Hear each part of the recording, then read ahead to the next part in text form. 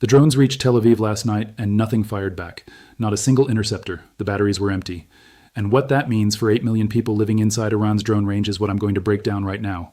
Stay with me, because what happened at 11:46 last night was not a failure of the moment. It was the completion of a strategy Iran has been executing since the first day this conflict began. Let me be precise about what interceptor depletion actually means, because the phrase has been used so frequently throughout this conflict that its real weight has been absorbed without being understood. Interceptor depletion does not simply mean that Israel's air defense inventory is smaller than it was at the start of hostilities. Every military system expends munitions during sustained combat operations. That is expected, planned for, and managed through resupply logistics. What interceptor depletion meant over Tel Aviv last night is something categorically different. It means that the specific Iron Dome batteries positioned to cover the specific approach corridors that Iran's Shahed-136 swarm used had consumed their Tamir interceptor loads beyond the threshold required to engage the number of incoming tracks the swarm presented. The math was simple and brutal, more drones than interceptors available to stop them, and the drones won that equation without a single countermeasure fired in response. Understanding why those batteries were empty requires understanding how Iron Dome physically functions at the battery level. Each launcher carries 6 to 8 interceptors. When those interceptors are expended, the launcher is inert until ground crews physically replace the empty canisters with loaded ones. That reloading process requires time, it requires personnel, and it requires the physical availability of replacement Tamir interceptor canisters at the battery location. Those canisters come from a production pipeline. The Rafael facility at Haifa that was producing that pipeline is gone. Iranian strikes destroyed that production line earlier in this conflict. The replacement canisters that would allow batteries to reload after expending their loads are not being manufactured at the rate that sustained combat consumption demands. Emergency procurement through American stockpiles has been providing partial replacement capacity, partial, not sufficient. The specific batteries covering Tel Aviv's western and northern approach corridors reached their expended state across the cumulative sequence of swarm attacks that preceded last night by hours and days and weeks. When last night's swarm arrived, it arrived over silence. And here's where Iran's operational discipline becomes impossible to dismiss as coincidence or opportunism.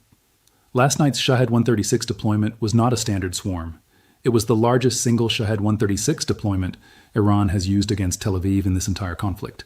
The acoustic evidence alone, the number of distinct engine signatures audible simultaneously across multiple city districts in the minutes before impact, confirms a swarm significantly larger than any previous Shahed-136 attack on the city. Iran did not launch its largest swarm on night one. It launched smaller swarms first, swarms calibrated not primarily for damage but for consumption, swarms sized and timed to drain the Tamir inventory at a rate that would produce precisely the battery state that existed over Tel Aviv at 11:46 last night. The largest swarm was held in reserve for the night when the batteries protecting the city had nothing left. That is not operational improvisation, that is campaign design. But if you think the interceptor depletion picture is the most important part of what happened last night, stay with me, because the sequencing Iran used in the hours before the swarm arrived is where the full strategic calculation becomes clear. At 10:23 last night, 1 hour and 23 minutes before the Shahed-136 swarm reached Tel Aviv, Iranian strikes hit the Rishon LeZion water plant. That strike disrupted water access for millions of people and simultaneously triggered the emergency response mobilization that drew resources, attention, and coordination capacity toward the water infrastructure crisis. Fire response assets repositioned, emergency management resources committed, hospital intake procedures activated for anticipated casualties from the water plant strike area. And then, precisely 1 hour and 23 minutes later, the largest Shahed-136 swarm of the conflict arrived over a city whose emergency response capacity was already partially committed elsewhere, whose interceptor batteries were empty, and whose population was already in shelters from the water plant strike alert. Iran did not send a drone swarm last night. It sent a drone swarm into a window it had specifically engineered. Strike the water infrastructure first to fragment emergency response, then launch the swarm against a defense system already depleted and an emergency infrastructure already in motion. The timing was not calculated, it was optimized, and the distinction between those two words matters enormously for understanding what kind of enemy Israel is facing. The experience of Tel Aviv's civilian population at 11:46 last night deserves specific analytical attention, because the numbers that will emerge from damage assessments will not capture what actually happened to this conflict at that moment. The people of Tel Aviv have been living under sustained missile attack for weeks. They have developed the behavioral adaptations that civilian populations develop under prolonged threat exposure. They know the shelter procedures. They know the siren patterns. They know, because they have heard it repeatedly, the sound profile of an Iron Dome intercept response. The sharp crack of Tamir interceptors firing, the visible exhaust trails climbing to meet incoming threats, the detonation sounds of successful intercepts above the city. That sound profile had become the auditory confirmation that the defensive system was functioning. Sirens meant threat incoming. Interceptors firing meant threat being addressed. That was the pattern. Weeks of repetition had made it automatic. At 11:46 last night, the sirens activated as they always had. The population moved to shelters as they always had. And then the pattern broke. The interceptors did not fire. The sky above Tel Aviv did not show the light signatures of an active air defense response. What it showed instead were the navigation lights of hundreds of small aircraft flying completely uncontested over the city at low altitude, and the people in those shelters could hear them. Not the crack of interceptors, not the sound of a defensive system engaging, the buzzing of Shahed-136 engines. Hundreds of small piston-driven propellers running simultaneously, filling the night sky above the city, getting louder, not being answered. And then the impacts began, not concentrated at a single point but distributed across the entire city simultaneously as the swarm dispersed to its designated target areas. Stay with me, because what that distributed impact pattern means for Israel's emergency response capacity is where this situation escalates beyond a single night's damage assessment. The Dizengoff area absorbed impacts. The Hakiria district, where IDF headquarters had already been struck, took additional hits. The Azrieli complex in the central business district was struck. The port area at the city's northern edge, residential streets east of the city center. A geographic spread of simultaneous impact points across the entire urban grid. A ballistic missile that penetrates air defenses creates one large singular point of destruction. Emergency services concentrate resources on that point. A Shahed-136 swarm that reaches a city entirely uncontested creates dozens of smaller, simultaneous impact points distributed across the entire city. Emergency services cannot concentrate. They fragment. Every district with an impact pulls fire response, medical response, and search and rescue capacity away from every other district simultaneously. The system is not stressed by a single large demand. It is shattered by dozens of simultaneous smaller demands across a geographic area too large for available resources to cover adequately. And this is happening to an emergency infrastructure that has been absorbing casualties and managing crisis response continuously for weeks without the recovery intervals that emergency systems require to reconstitute their capacity. The hospitals receiving tonight's casualties are not receiving them into a system operating from a position of readiness. Ichilov Medical Center is absorbing patients from the Dizengoff impact zone.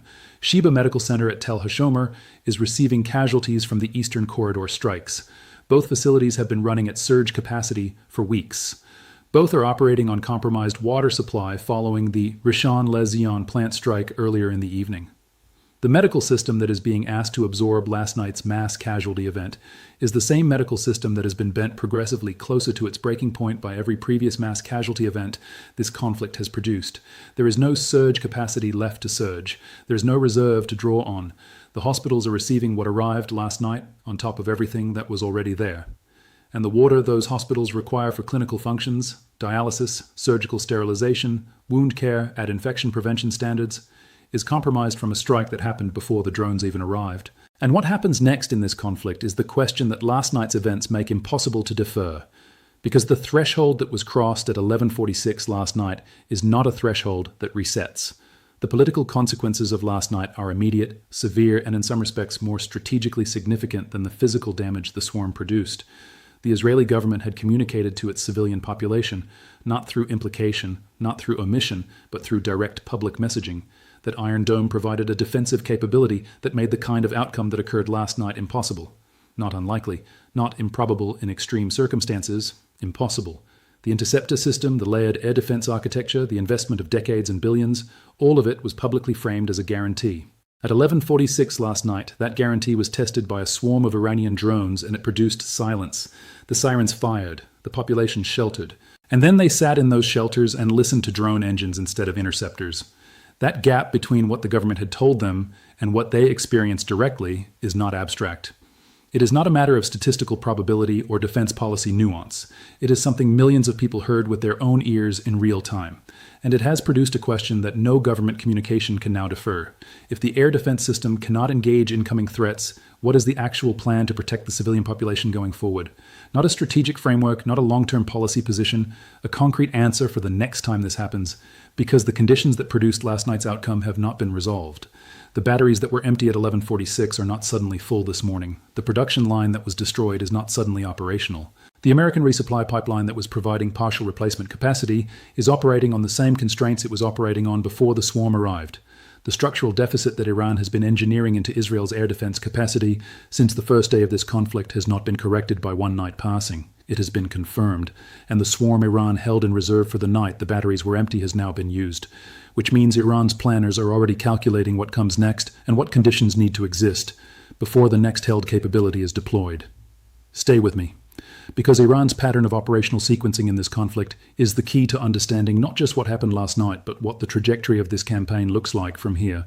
I have spent my career studying how military campaigns achieve strategic objectives, and I will tell you directly what the Iranian operational pattern in this conflict represents. This is not reactive targeting. It is not escalation driven by battlefield developments on Israel's side.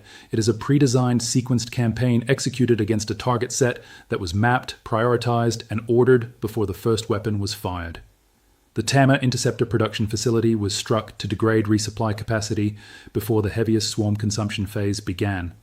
The water infrastructure was struck in sequence to eliminate redundancy before the last remaining node was destroyed.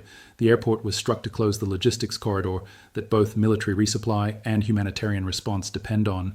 American basing was degraded before the Fatah II strikes that required reduced American intervention capacity were executed.